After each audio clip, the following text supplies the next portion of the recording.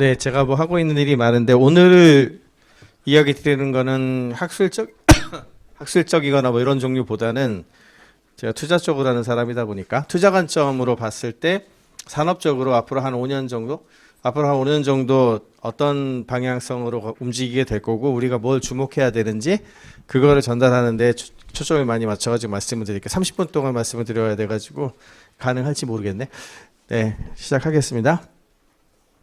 일단 거시적인 투자 트렌드 한 짧게만 먼저 보자고 하면 일단 이게 다라고 생각하시면 됩니다. 이게 전체적으로 보면 다. 첫 번째 써 있는 AI 그 말 자체는 AI 기술 자체도 앞으로 제가 느끼기에는 이번 AI 트렌드 웨이브에서도 한 1.5년마다 한 번씩 큰 변화가 있는 것 같아요. 대략적으로. 벌써 LLM의 혁명적 변화가 2022년 말에 있었는데 그게 이제 작년까지는 유지가 되다가 올해 초에 한번 큰 변화가 있었거든요. 올해 초에 라마2가 등장하면서부터 사실은 사이즈가 생각보다 그렇게 중요하지 않다는 거. 이제 그게 어느 정도 좀 나와 있는 상황이고 충분한 유스 케이스는 나올 수 있다. 이 정도까지 밝혀진 상황이고.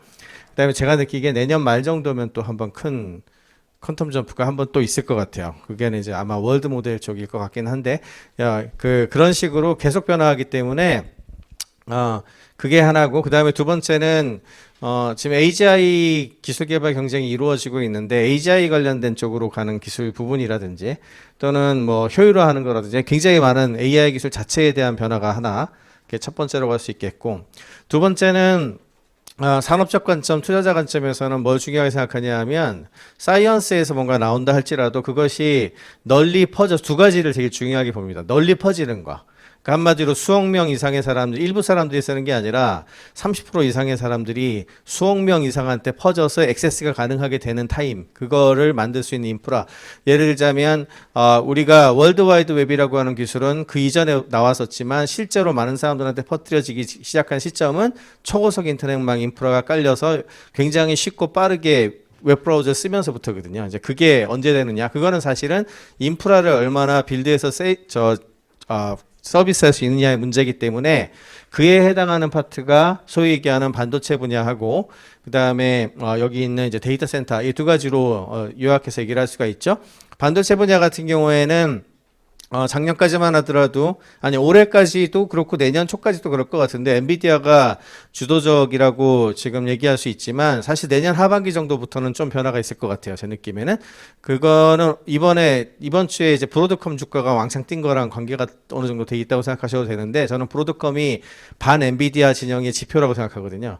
예, 그거는 이제 대안을 사람들이 찾기 시작을 했고, 하이퍼스케일러들 큰 회사들을 중심으로 해서, 반도체와 관련된 생태계를 다시 빌드업하기 시작해서 그렇습니다. 이제 이거는 내년 하반기 이후에 또 나타날 큰 변화라고 생각을 해요. 근데 이거는 결과적으로는 국가적으로도 그렇고 기업적으로도 그렇고 충분한 수의 인프라를 제공하지 못하면 AI 혁명 시대를 대비할 수가 없습니다. 그러니까 이제 그와 관련된 테마가 앞으로 2, 3년 동안 제일 중요하다고 보고 있고, 근데 이제 반도체 같은 경우에는 우리가 초고속 인터넷 혁명 시대하고 좀 다른 점이 뭐냐 하면 인터넷 혁명 시대에는 사실은 그냥 초고속망 깔고 장비 좀 설치하면 되는 수준이었는데 이놈의 AI는 에너지를 많이 먹죠. 에너지를 많이 먹는 데다가 그 다음에 데이터 센터라고 하는 인프라가 부동산부터 시작해서 아날로그 인프라를 많이 잡아먹습니다. 기본적으로.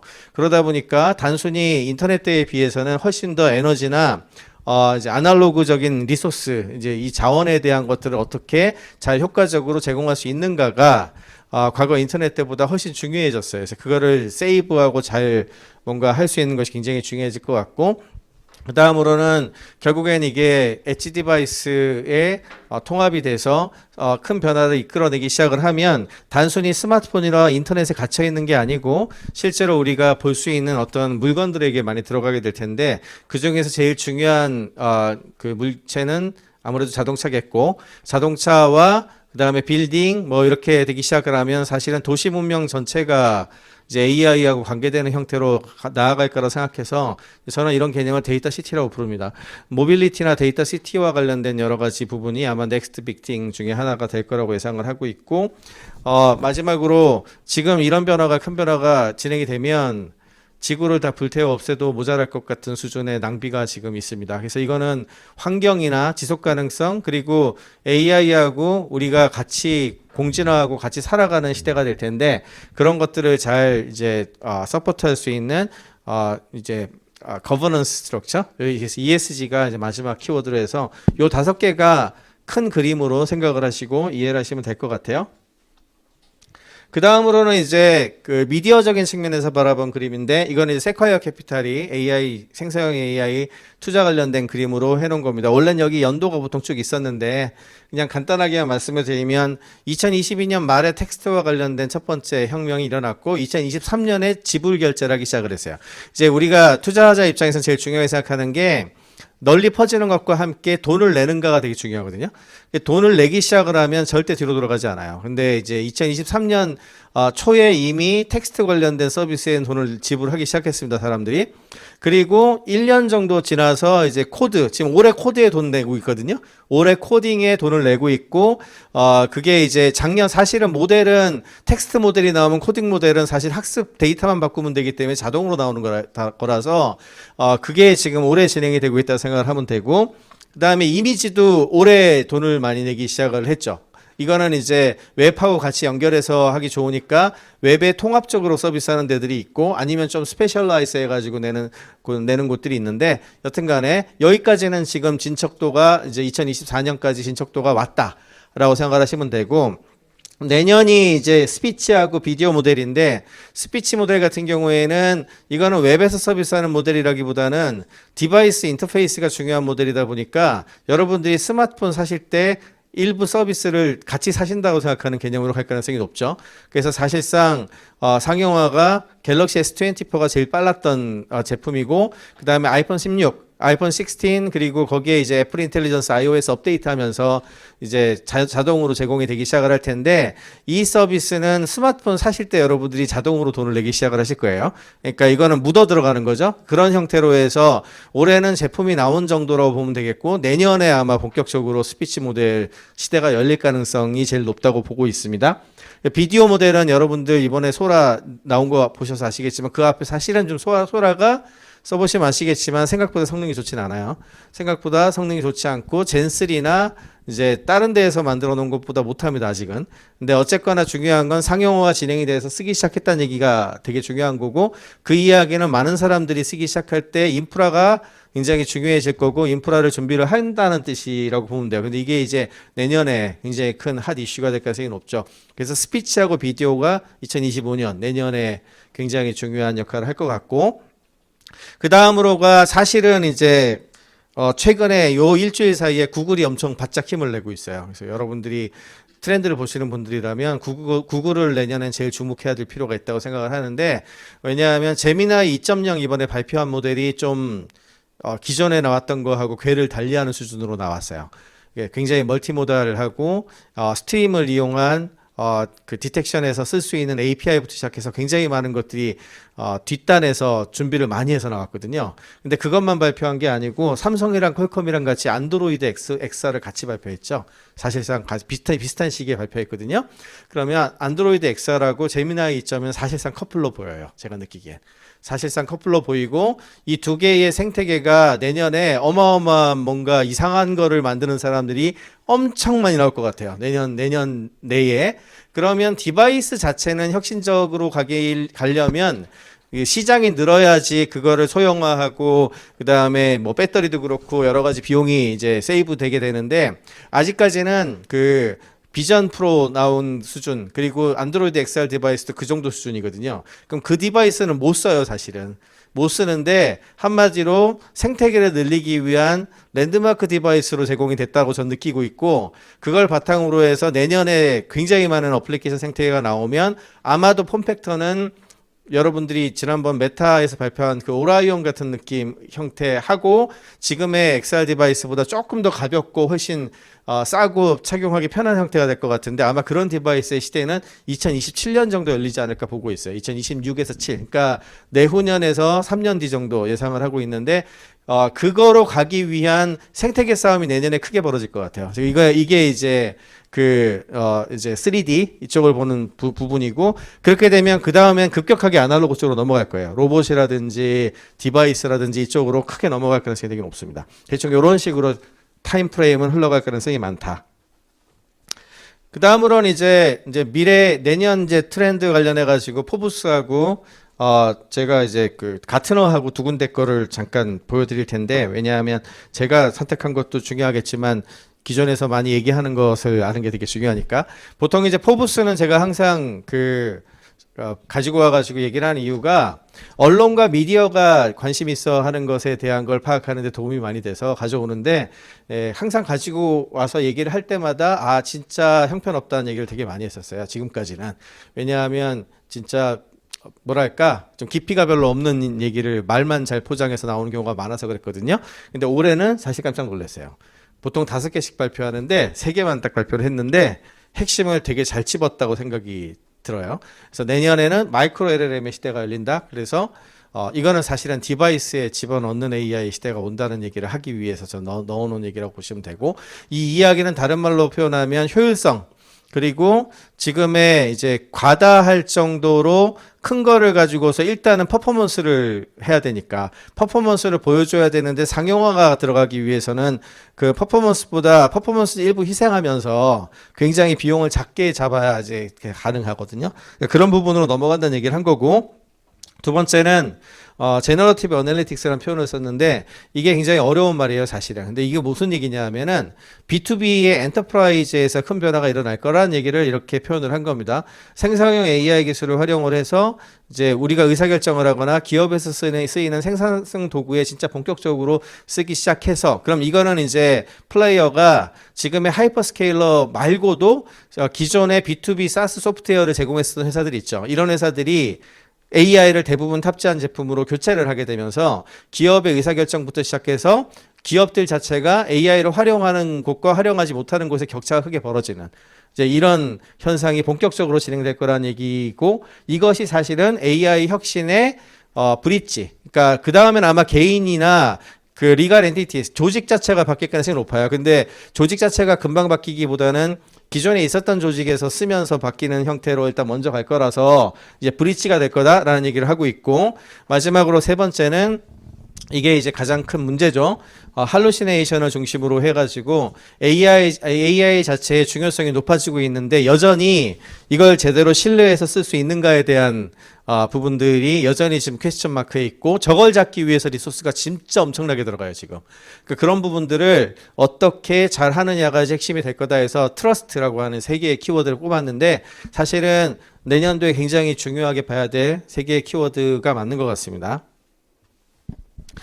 이거는 가트너의 10대 전략기술인데, 말이 좋아 10대 전략기술이지 거의 AI입니다. 거의 AI 얘기를 하고 있어요. 근데 이게 깜짝 놀란 게, 이게 2024년이 이랬거든요. 2024년이 이랬어요. 요즘엔 3개의 섹션으로 나눠가지고 얘기들을 많이 하고 있어요, 가트너가. 근데 제가 왜 놀랐냐 하면은, 보통은 2년, 3년 정도 비슷한 키워드가 유지가 되는 경우가 많고, 그러면 그걸 트렌드로 생각을 하고, 뭐가 변했는지를 좀 마이너하게 이렇게, 작년하고 뭐가 바뀌었지? 이렇게 이제 바라보게 되거든요, 대체로. 지난 10년간 거의 그랬어요. 그랬는데, 이 눈에 얼마나 익으실지 모르겠는데, 올해 발표한 걸 보면은 비슷한 게 별로 없습니다. 그러니까 1년 사이에 어마어마하게 바꿨어요, 키워드를. 어마어마하게 바꿨다는 얘기는 다르게 얘기하자면 그만큼 변화가 빠르다는 얘기예요, 지금. 변화가 굉장히 빠르고, 작년에 했던 얘기가 다 거짓말이 될 수도 있어요. 거의 그 수준이에요, 지금. 그 수준으로 바라보고 있다는 거가 되게 중요한 키워드입니다.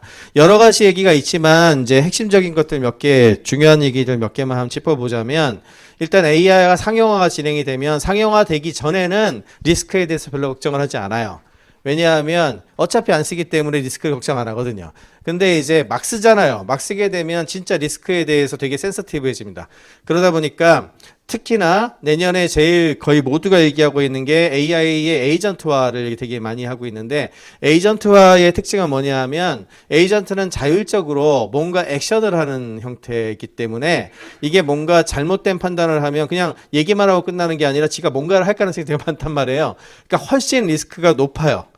그러니까 에이전트로 가는 그런 방향성 첫 번째. 그 다음에 그렇게 된다면 이것에 대한 AI에 대한 거버넌스는 어떻게 할 것인가가 되게 중요한 키워드가 되고 있고, 이 거버넌스와 관련해 가지고 지금 유럽이 제일 빨리 움직이죠. 지금 현재 유럽이 제일 빨리 움직여서 특히 AI 액트 올해 9월 달에 이제 발효가 되기 시작을 했는데, AI 액트를 중심으로 해서 어떻게 이거를 제어하고 관리할 것인가에 대한 법제화가 전 세계적인 흐름이 될 가능성이 높아요. 내년에 그럴 가능성이 제일 높고, 그 다음에 재밌는 거는 이쪽에 제일 적극적인 곳들이 후발주자들이 많아요.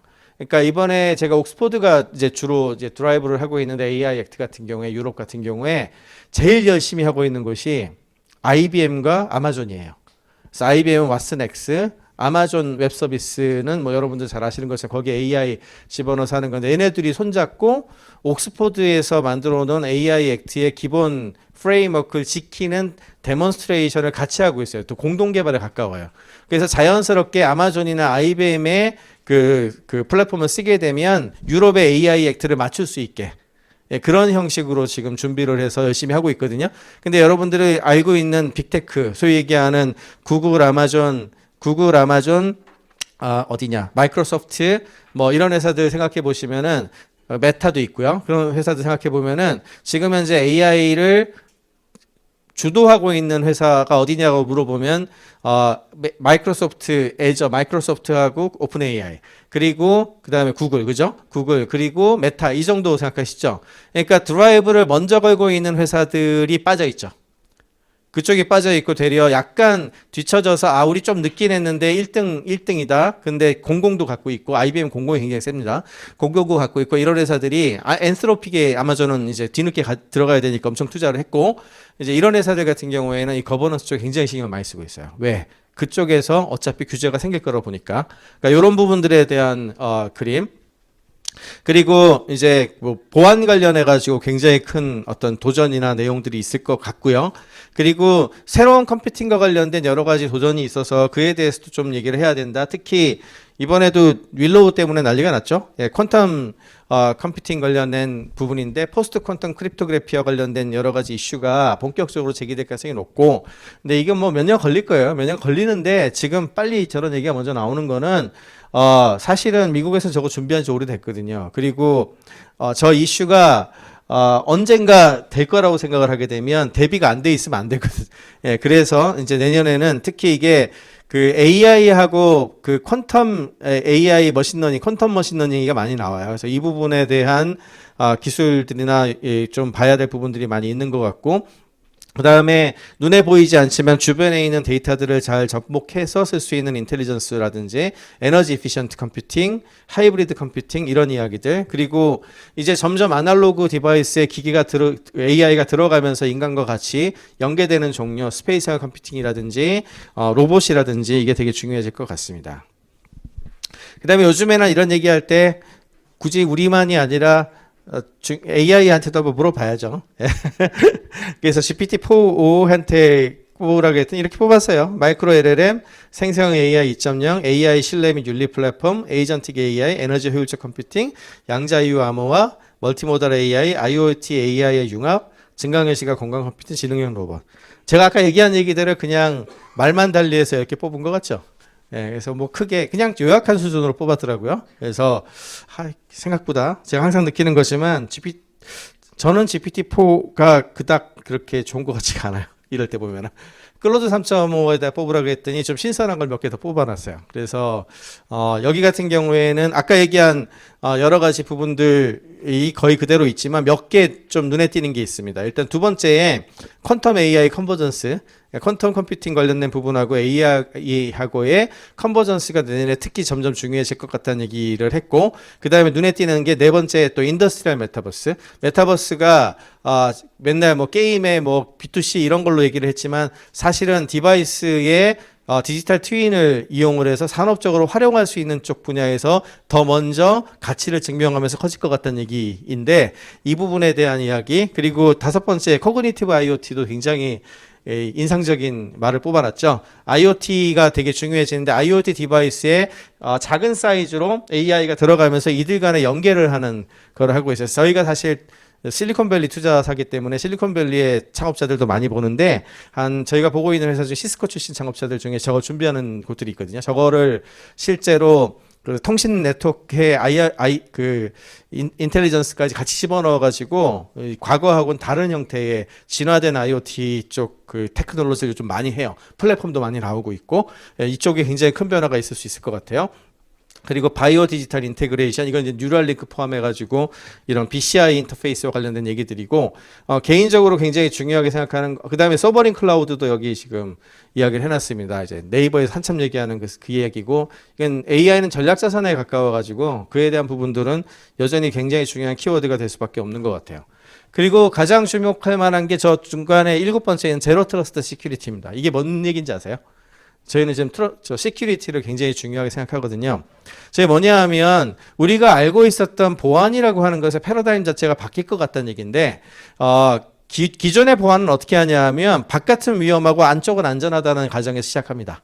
그래서 파이어월을 치든지, 그래서 바깥에서 침입 탐지를 하고 그걸 대응하고, 그래서 액세스 컨트롤하고 이렇게 하는 거예요. 그게 우리가 전통적으로 이야기하는 보안이거든요. 그래서 내부에서는 폴리시를 만들고 보안 관리자를 지정하고 이렇게 가는 거예요. 이게 이제 우리가 이야기하는 보안이거든요. 그럼 저 제로 트러스트는 무슨 뜻인지 아십니까? 안쪽도 믿을 수 없다는 얘기예요.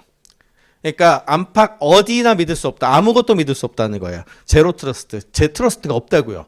제로 트러스트인 상황이 되는 이유는 뭐냐 하면 여러분들이 무수한 사스와 무수한 AI 서비스를 쓰게 될 텐데 그 다음에 여러분들 한 명 한 명이 또 이제 AI에서 세뇌될 수도 있어요. 어떻게 보면은. 그런 여러 가지 상황이 닥쳤을 때 안과 밖 전체에 대한 보안 서비스 솔루션이 있어야 되는 얘기예요.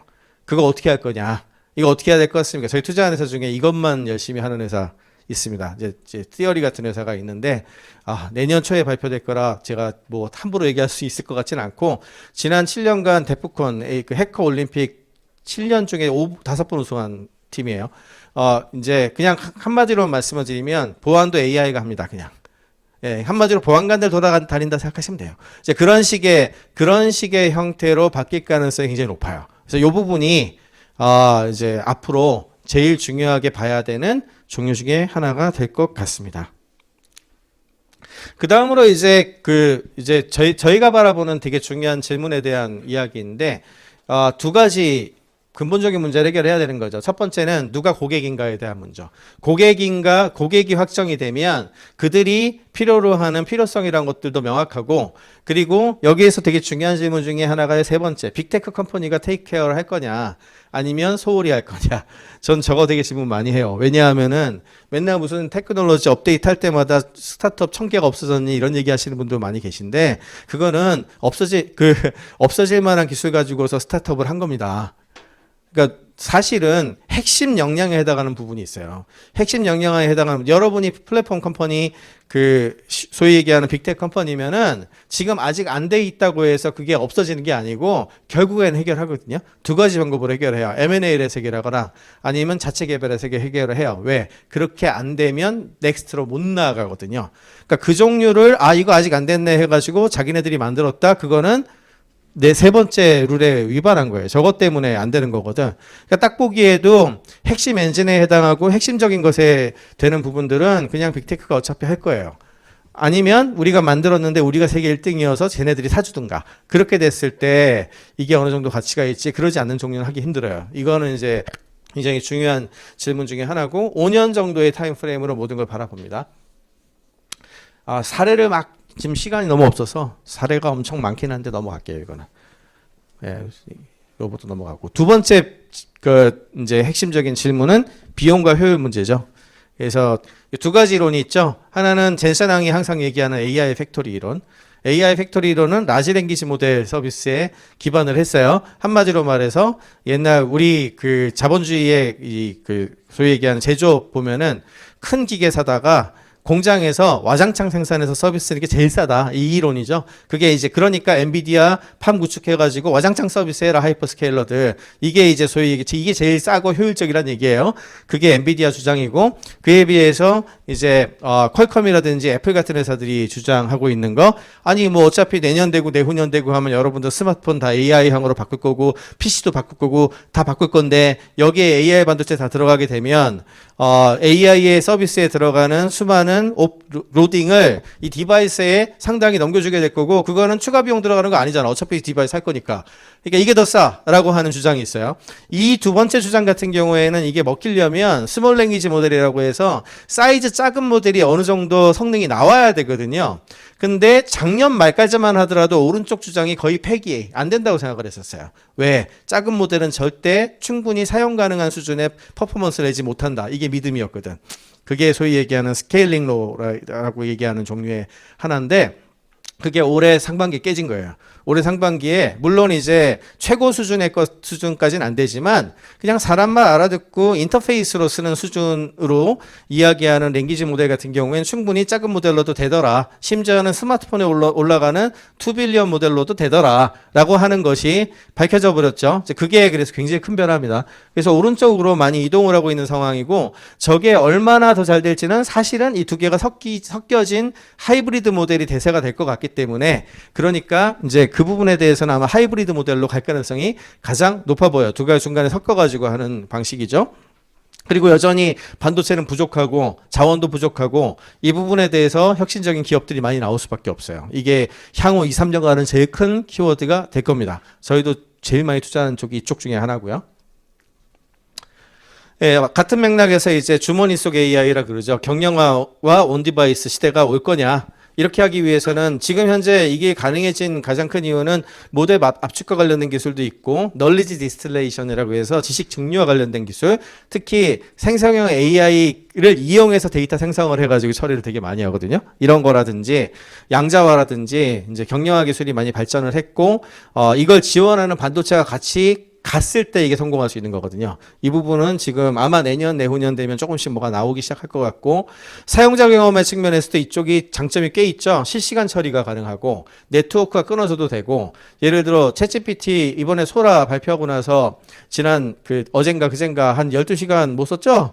예, 그런 일이 발생할 리가 없죠. 이 경우에는 여러분들이 예를 들어 서비스를 하고 있는데 가장 중요한 서비스를 할 때 가장 중요한 게 뭐냐 하면은 affordability라고 하죠. 그러니까 중간에 뭐 잘못됐을 때 availability 뭐 이런 거 그거가 이제 커버가 안 되면 그건 죽는 거예요. 왜냐하면 쟤 때문에 나까지 다 망하는 거거든. 예, 근데 그런 부분들에 대한 대비란 측면에서도 온디바이스가 유리한 점이 있고 그 다음에 개인화 또는 기업 고객들 같은 경우에 기업의 어떤 서비스들이 거기 들어가야 되잖아요. 그런 경우에는 당연히 내 데이터가 바깥으로 나가면 곤란하죠. 퍼블릭으로. 그러니까 그런 부분에 대한 것들도 이제 처리를 해줘야 되고 좀 여러 가지가 있습니다. IoT나 웨어러블 디바이스라든지 이제 도입될 수 있는 영역도 넓고 효율성이나 비용 뭐 이런 측면에서도 굉장히 큰 이야기를 해야 되는 거죠. 그러다 보니 이제 소위 얘기하는 한 팀으로 있었던 애들 사이에서도 굉장히 지금 분화가 되게 심하죠. 아마존의 앤디 제시가 불러가지고 트레이니움 반도체 발표하는 자리에서 이제 젠슨 황이 H100 발표하게 만들었잖아요. 사실 되게 모욕적인 얘기죠. 왜? 자기의 경쟁 제품 발표하는데 네가 와서 키노트 하라. 그리고 나서 우리 경쟁 제품 발표 이렇게 하는 거잖아요. 근데 왜 왔겠어요? 가장 큰 고객님이니까 왔겠지. 근데 사실은 굉장히 좀 아이러니한 상황이죠. 그러다 보니까 엔비디아도 가만히 있을 수가 없죠. 예, GPU as a 서비스라고 해서 자 그럼 우리가 서버판 만들어 줄 테니까 3등 이하 1, 2, 3등은 지들이 앞길 찾아서 막 만들고 있으니까 4등부터 오라클이 4등이거든요. 4등부터 시작해서 나머지 애들한테 기회를 주고서 자 우리가 니네들이 이제 빨리 커가지고 GPU as a 서비스 시장을 키워봐 1, 2, 3등에 도전하는 거죠. 이제 이런 쪽에 뒤에 서포터 역할을 하다 보니까 이쪽 시장이 굉장히 빠르게 커지고 있어요. 그러다 보니까 최근에 제가 SK랑 또 일을 많이 하다 보니 SK텔레콤이 람다에 투자한 뉴스가 났죠. 람다 말고 펭귄 솔루션이라고 GPU as a 서비스 회사 하나 더 투자했는데 놀랍게도 SK텔레콤이 작년에는 엔스로픽에도 투자했습니다. 예, 지금 아마 시세 차익이 꽤 났을 거예요. 일찍 투자를 잘해가지고. 하여튼 요런 회사들이 다 뭐 하는 회사냐? 아까 그 GPU as a 서비스 하는 회사들이에요. 굉장히 빠르게 성장하는 회사들입니다. 어디가 이길진 잘 모르겠는데 여튼간에 우리가 흔히 얘기했었던 어떤 그 경쟁의 전선에 약간 좀 균열이 좀 많이 나고 생각보다 스트러글이 많다. 뭐 이렇게 파악을 하시면 될 것 같아요. 그러다 보니까 이제 저희 투자한 회사입니다. 하이퍼엑셀 같은 회사는 굉장히 빠르게 생성형 AI 모델을 바탕으로 해서 서비스를 할 수 있는 반도체 설계하고 IP 라이센싱을 해서 지금 빅테크 컴퍼니 IP 라이센싱이 돼 있고요. 상당 부분. 그다음에 FPGA 같은 거 이용해 가지고 오라이온이라고 서버 만들어가 제공하고 있는데 아직 칩을 뜨진 않았어요. 왜 칩을 안 떴냐 하면 저희가 봤을 때 아까 전에 퀀텀 점프가 한두 차례 더 있을 것 같다 그랬잖아요. 지금은 랭귀지 모델 중심으로 돌아가지만 당장 내년 내후년에 로봇이나 월드 모델 중심으로 갈 것 같은데 그렇게 되면 끊임없이 들어오는 어떤 3D 스트리밍, 그 2D, 3D 데이터를 실시간으로 처리해서 이 언어 모델하고 결합해야 될 가능성이 되게 높아져요. 그러면 지금의 반도체랑은 처리해야 되는 종류가 달라질 가능성이 또 있습니다. 예, 그래서 너무 초기에 돈을 많이 쓰는 게 좋을 것 같지 않다는 생각을 저는 하고 있어서 그런 것에 대한 부분. 그 다음에 뭐 데이터 센터 앞으로 어떻게 될 거냐에 대한 그림인데 이거 넘어가고.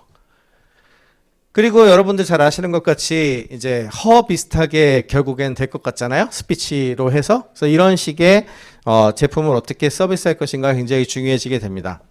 그래서 되게 중요한 키워드가 멀티모달 AI라고 하는 개념이죠. 인간 수준으로 컨텍스트를 이해를 하고 어떻게 상황의 전체적 맥락을 파악할 것인지 그리고 복잡한 의미 해석 능력 같은 것까지 갖추는 AI. 이제 이렇게 되면은 인터랙티브 어플리케이션 UX가 되게 달라질 거예요.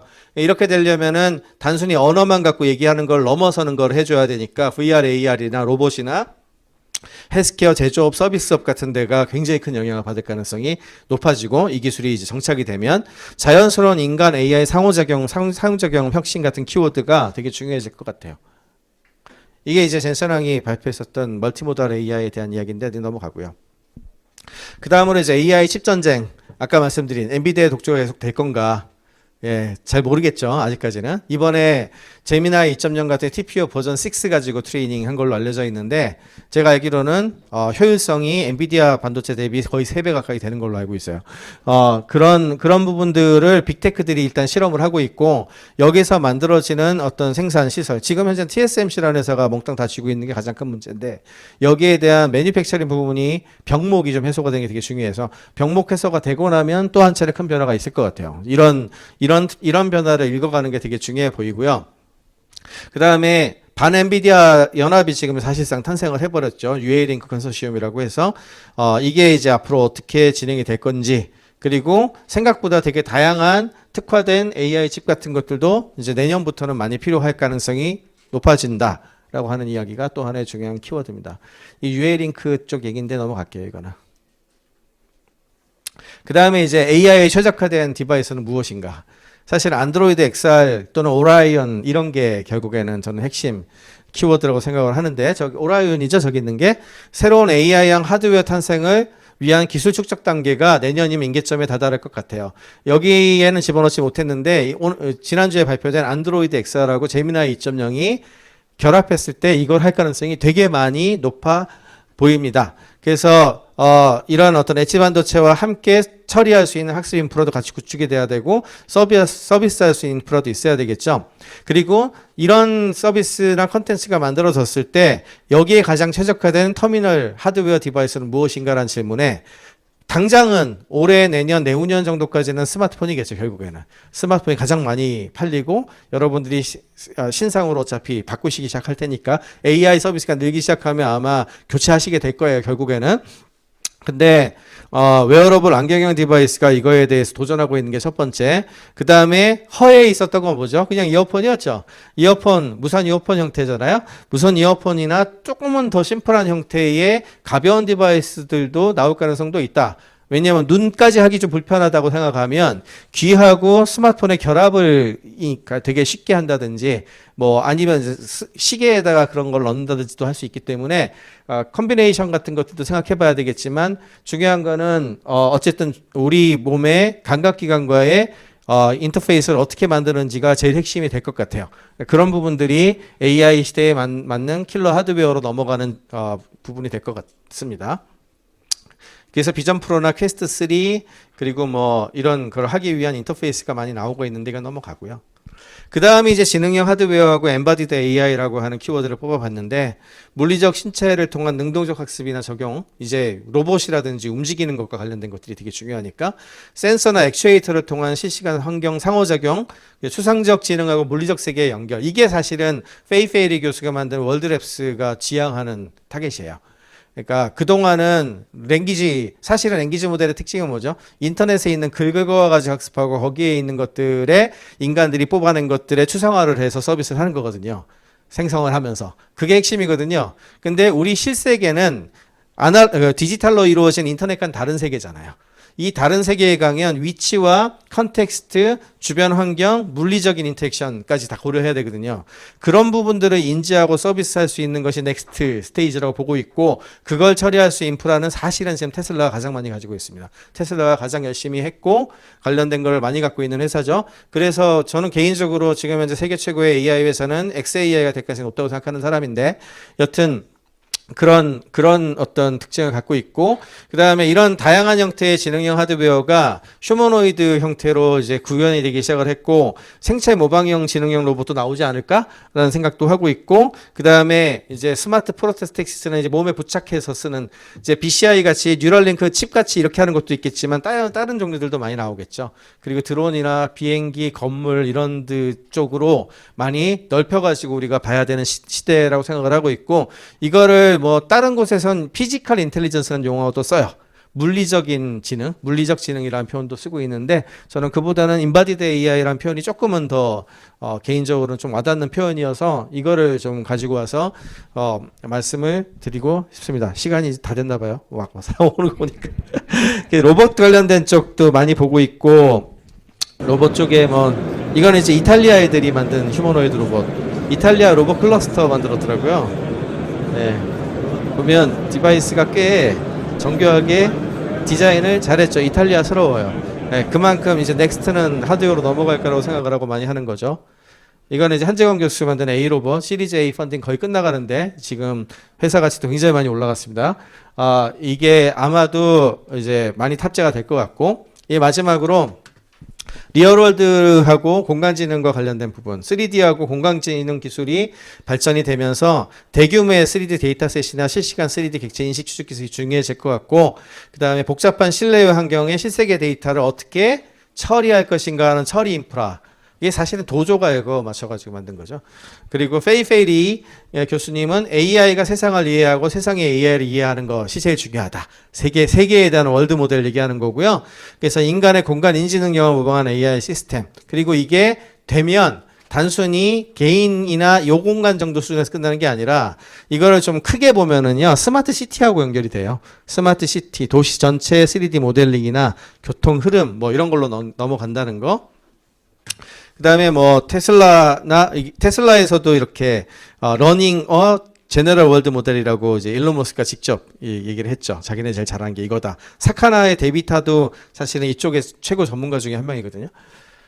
예, 그리고 해결해야 될 문제가 아직도 많습니다. 완전히 다른 차원의 보안 문제도 있고, 데이터 프라이버시는 어떻게 해결할 것인가, 기존의 데이터와 어떻게 연결하고 얼마나 쉽게 활용할 수 있는가, 여러 서비스를 효과적으로 조율해서 활용하려면 어떻게 해야 되냐, 실제 공장이나 특정 산업에 접목할 때의 가치, 이런 종류에 대한 것들을 열심히 해야 되는 것이 이제 넥스트 숙제고, 저희가 이런 거에 선착해서 투자를 하고 있어요.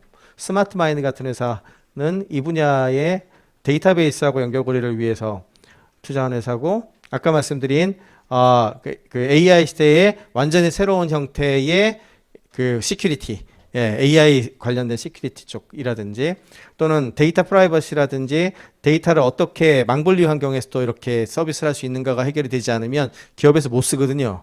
이런 걸 어떻게 해결할 것인가에 대한 문제. 프라이버시, 개인적으로 전 세계에서 서비스를 해야 되는데, 그러면 누가 무엇을 KYC, Know Your Customer라 그래요. KYC를 각 나라별로 다 폴리시 정책이 다 다르거든요. 이런 것들을 얼마나 쉽고 편하게 서비스할 수 있는가에 대한 부분. 그리고 이렇게 아예 셀트리오 같은 회사는 반도체 산업 공정에 있었던 산업용 로봇을 전부 다 바이오 프로세싱에 집어넣어가지고 전부 무인으로 해버립니다.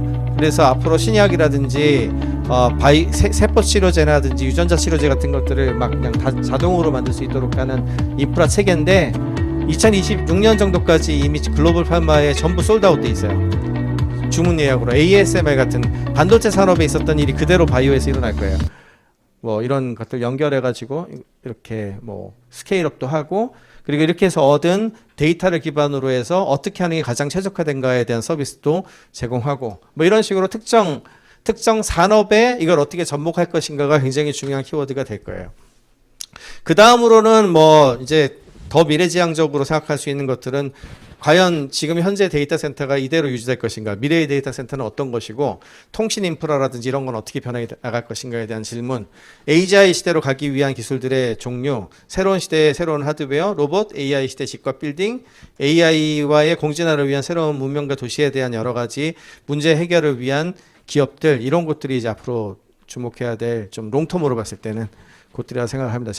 저희가 주로 이제 시드에서 프리-A까지만 투자를 하다 보니까 5년 타임 프레임을 봐요. 항상 5년 뒤에 무슨 일이 벌어질 것인가. 그래서 여러분들도 당장 지금 유행한다고 하는 것들을 뒤따라가는 것보다는 조금은 더 한두 해 정도는 적어도 빨리 가서 테이크를 하려고 하는 포지션을 취하시는 게 훨씬 더 나은 그 가능성을 볼 수 있다는 얘기를 드리고 마치겠습니다. 고맙습니다.